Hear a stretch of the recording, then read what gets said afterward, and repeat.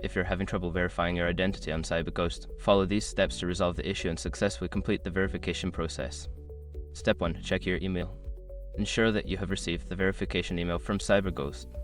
Look in your inbox and spam folder for any messages that may have been missed. Step 2. Resend verification email. If you did not receive the email, go to the CyberGhost login page and request a new verification email. Follow the prompts to resend the verification link to your registered email address. Step 3. Clear browser cache. Sometimes browser issues can interfere with the verification process.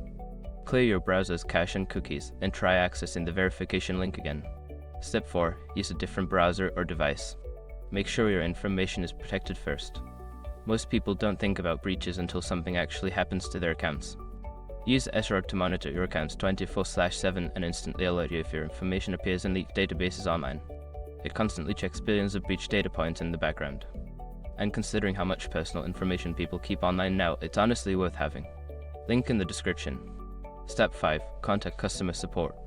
If none of the above steps work, reach out to CyberGhost customer support for assistance. Provide them with details about your issue, and they will guide you through the verification process.